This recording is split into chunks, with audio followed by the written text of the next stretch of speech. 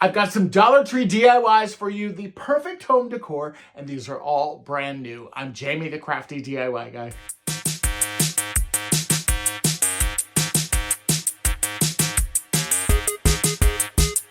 And for my first DIY here, I'm going to take these rub-on transfers that I picked up from Dollar Tree. Also, I have this fish bowl from Dollar Tree, and I have a popsicle stick. And we are going to be creating a very nautical looking, very cool looking jewelry tray with these rub-on transfers. Now, the one thing I will tell you just kind of up front is that the rub-on transfers do take a little bit of work, but they're not really bad. You will see that as we are kind of going through this, really it's all about building up layers. Now, if I had something that was probably a little bit flatter, maybe something that wasn't quite as textured as this fish bowl is, or this kind of fish dish, then you would probably have a little bit of a smoother process, but just trust the process. And what I started to do was just kind of work in the center there where the rub-on transfers could kind of make a pretty good contact kind of along that flat surface. And then you're just going to keep rubbing. And this particular rub-on transfer, there's a lot of little small ones on here because these are all these little blue kind of flowers and leaves and things. And there all are a bunch of little pieces as well. And you're just going to keep rubbing these on, and you're going to keep doing this until you start to see those colors kind of separate from that plastic. Now, when you do kind of reveal the first, you'll be like, oh my God, I messed this up. What is going on here? But all you have to do is just kind of continue to rub on the elements on top of that. And you can kind of do this a couple different ways. Now, initially, I kind of started by taking this stick again and then, just kind of manipulating this around. But what I was finding is that the rub-on transfer pieces were kind of sticking to other parts that I didn't necessarily want them to stick to. So I decided to go ahead and cut this down. Now that I think about this too, I would probably have cut this sheet down into maybe, 4 or 5 sections, and then just rubbed each individual section on at a time versus using the entire sheet. But either way, you could certainly do this, and you can see how this is kind of starting to fill itself out. And literally all you're doing is just kind of taking those little blue flowers again, and you're just kind of rubbing them in onto any of those spots that are white. And what I found with this is the more layers and things that you kind of build up, and you can cut down the pieces again and again, you can keep doing this until, boom, you've got something that is super, super cute. As you can see, I was able to just kind of toss some jewelry in it, put it on top of a stack of books. I really love the way that this turned out. Now for this next one, I'm going to take this bunny. I picked this bunny up at Dollar Tree in the plus section. It was $3. Is that $3? $5? It was more than $1.25. And I decided to go ahead and just update this bow. I thought the bunny was adorable. It's actually like a Pottery Barnes or a Kirkland's kind of dupe.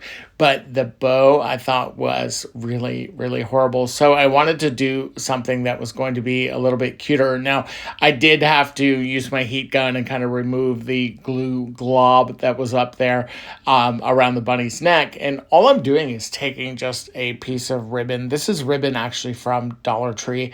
I've had this in my stash for a little while. I need to sharpen my scissors. So apologies in advance. But I'm just going to go ahead and just kind of take my ribbons here, and I'm going to make almost like a little bow tie. I'm going to kind of fold it over a couple different ways, and we're going to tie it down the middle. Pretty standard issue here when it comes to creating a little bit of a bow. Apologies for it not being centered on the screen there. I'm still kind of setting up my new craft desk and getting that all set. So I've got the bow ready, you can see there, and then I've got the ribbon also ready and cut down to size. So I'm going to go ahead and just add some glue there, and then we're going to fold over this first piece of ribbon here. just so we can kind of give our bunny a full ribbon. The other ribbon, I don't know if you guys have noticed or not, but it just doesn't go all the way around the neck, and I just don't think it's as cute. I just did not like it, and this is kind of more in the decor that I'm wanting to do, so that is really, really cute. So I'm going to go ahead also and just take my bow that I made, and I'm just going to kind of fluff it out just a little bit here. And then very, very simply, we are just going to add a little bit of glue right to the neck of the ribbon there, right where the kind of the two pieces kind of came together. And when that is happening, we are going to take our bow, we're going to stick it right down, and as you can see, I've got the cutest little bunny with this fun little bow tie. You can certainly do any kind of color ribbon that you want with this, and now this is a more updated piece of decor for my Easter DIYs. If you've seen these balloon animals at Dollar Tree in the Crafter Square section, then you should definitely grab some of these. I have seen these decorative balloon animals for hundreds of dollars out at various retail stores before. Now, granted, they are a little bit larger than these. However, I needed some smaller ones, or I wanted some smaller ones because that kind of fits my decor space. So for this first one, I am just using this copper paint that I picked up at, this was actually on Amazon, I believe. And this copper paint is really, really nice. And what's good about this too is that it covers really nicely. Now for this particular one, I did end up doing 2 coats of the copper paint, and I just went over extremely simply and just painted it. That's literally all I did. Now I'm not going to bore you and show you how I painted all of the nooks and crannies of every single piece of this, but as you can see, I did kind of use my heat gun and just made sure that I had 2 really nice coats. Now I'm going to show you what it looks like here, but then I'm going to show you how I styled it in just a minute, because we are going to work on our second little balloon animal.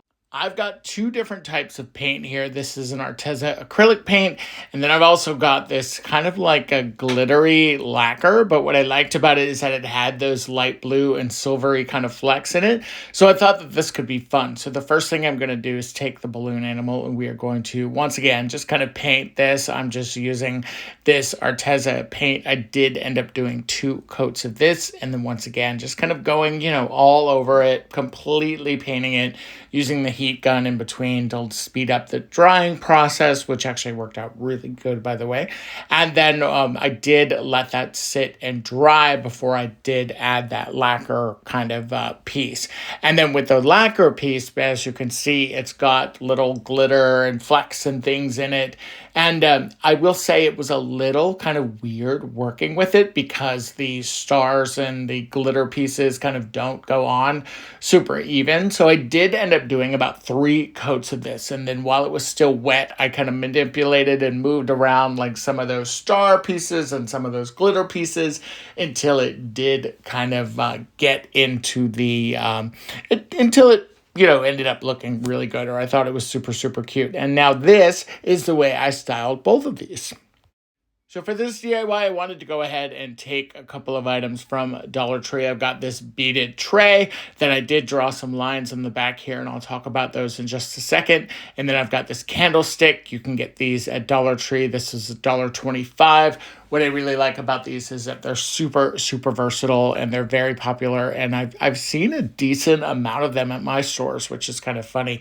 And I'm going to go ahead, and as you can see, you've got the one side here, and then you've got the bottom side, which is actually flatter. And the bottom side is going to be our kind of connection point, if you will, between the tray and the candle stand itself. So we're going to go ahead and just add a lot of hot glue on here. And this is just a regular, just a kind of a regular glue. There's no like, super adhesive or anything like that. And we're going to go ahead and just kind of center that. Those lines on the back kind of help you, somewhat center it. And now you've got a blank canvas. I took mine outside. I spray painted it this kind of matte black. It goes perfectly with my decor. I love it. Now this next DIY is going to be a little surprising, but we are going to take a steering wheel cover.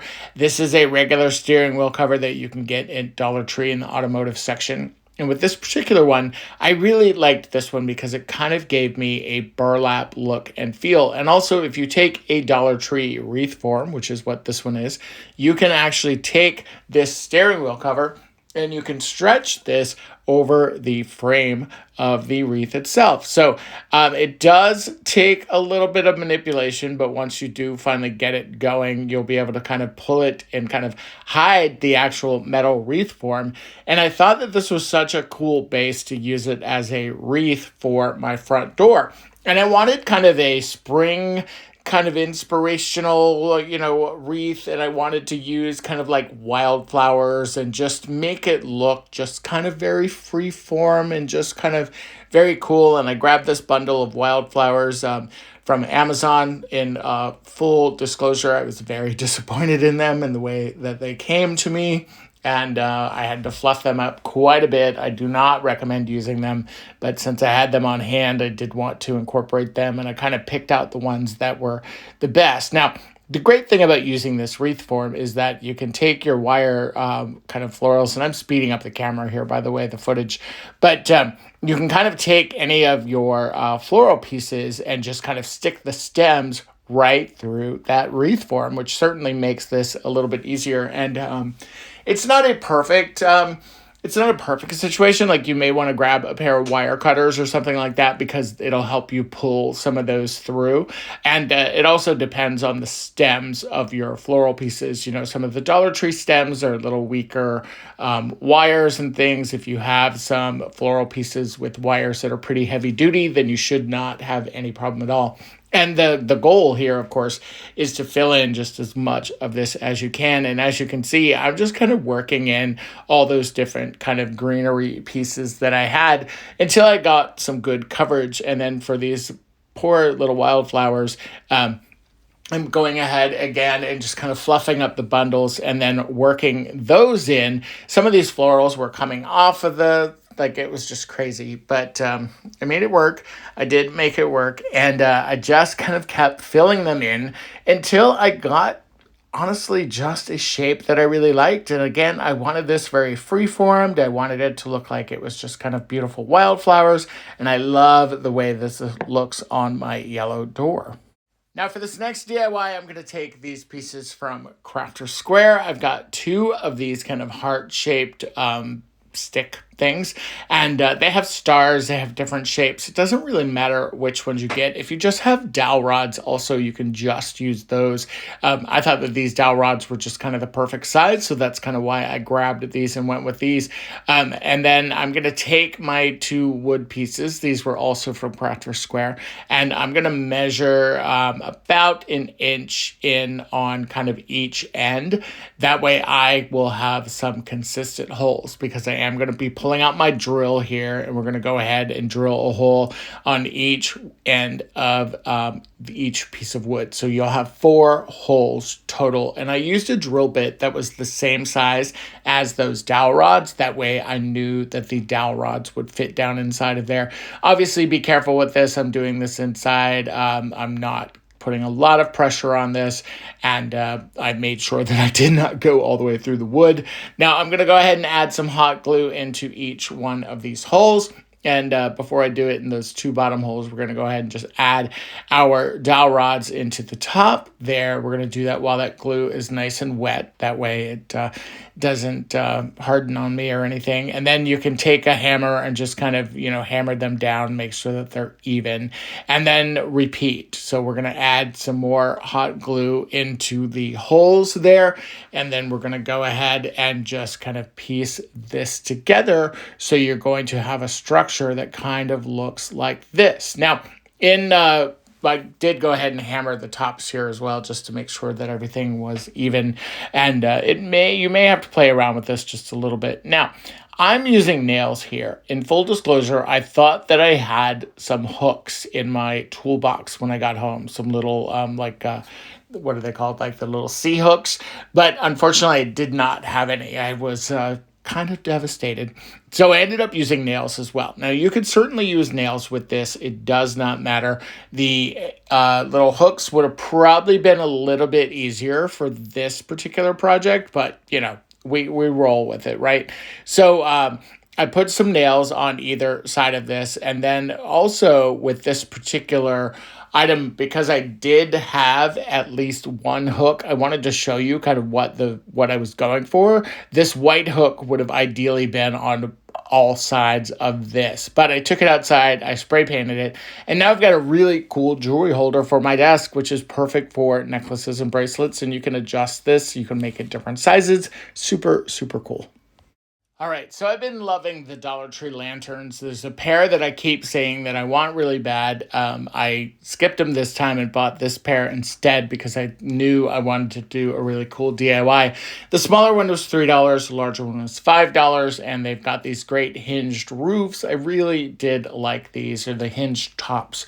So I'm going to go ahead and take my sanding block, and we're just going to sand these down and just kind of get rid of some of those rough edges. And then we're going to take a Dollar Tree screwdriver, and we are going to start to take apart the roof and the hardware and the kind of lower part of this. All of these have screws on them, and they're actually really easy to get to. If you have a glasses repair kit, it's probably the same size screwdriver for that as well. I got this screwdriver set at Dollar Tree.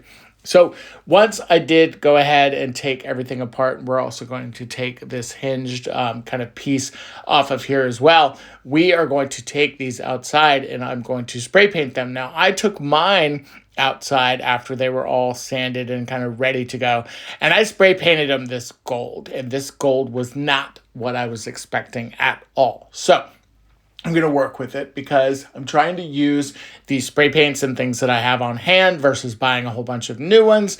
I'm going to take some rub and buff, and I'm speeding up the footage here, but I am going to go ahead and add some antique gold on top of this gold.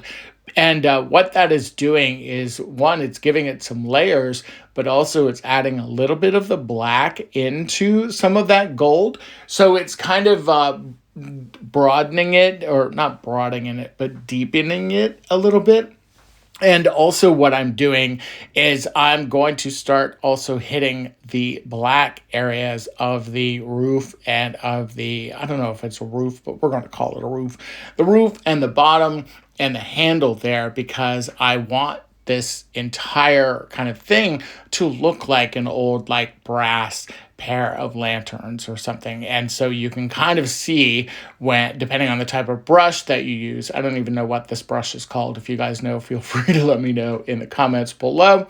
But I'm just kind of wisping that on there. And what's nice about Rub and Buff, if you've never worked with it, is that it dries pretty quickly. And it's also very forgiving. So if you have a spot that maybe you went too heavy on, it's pretty easy to kind of add more paint and just kind of manipulate it and move it around. They make this in a couple different colors. But speaking of colors, look how gorgeous these are. I really, really love the way that these turned out.